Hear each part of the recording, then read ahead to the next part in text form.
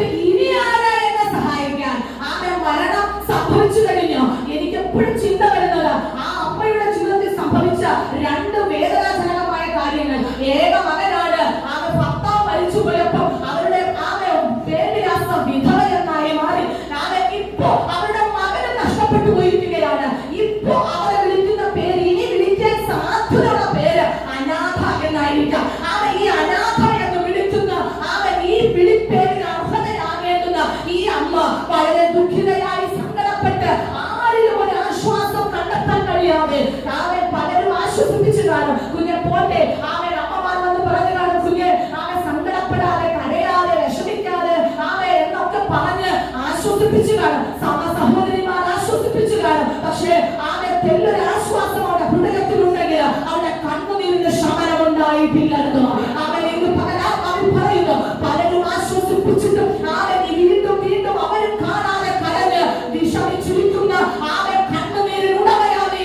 എന്നാൽ ഇന്ന് പല സഹോദരി ആത്മമനത്തിൽ ഈ വേദന മനസ്സിലാക്കുക യേശുവിന്റെ ഭാഗമാണ്. എപ്പോഴും വായിക്കുന്ന ഭാഗമാണെങ്കിൽ പോലും അവൻ ഒന്നുകൂടി അവന്റെ അമ്മമാരെ വിലപ്പെടുത്താൻ ഞാൻ പറയാം.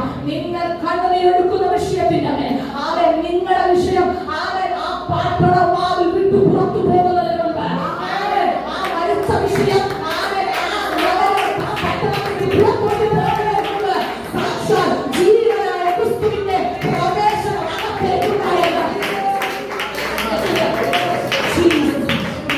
അങ്ങനെ ആത്മാവിൽ പറയുന്നു, അവൻ നിങ്ങൾ പ്രാർത്ഥിച്ച് അവൻ ഫുൾ സ്റ്റോപ്പ് ഇടുന്നതിന് മുമ്പ് അതിന്റെ വിഷയത്തിന്റെ മറുപടി നിങ്ങളുടെ ചിന്തയല്ലെന്നത് അത് ദൈവത്തിന്റെ ചിന്തയാണെന്ന് യേശുവിന്റെ നാമത്തിൽ ഈ കുഞ്ഞിനെ അമ്മയാരാ ആരെങ്കിലും ഉണ്ടോ ഇവിടെ?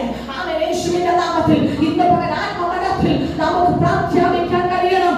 അവൻ മാനുഷിക ചിന്തയല്ല, നിശ്ചലമാകാത്ത കണ്ണുനീരിന് എന്റെ യേശു വന്നിട്ട് പറയുവാണ്, അവൻ നീ ആശ്വസിക്കുന്നല്ല പറയുന്നത്, നീ ഒന്ന് മഹത്വം, നീ വിശ്വസിക്ക്, എന്റെ മഹത്വം കാണുമെന്ന് മാർത്തയോട്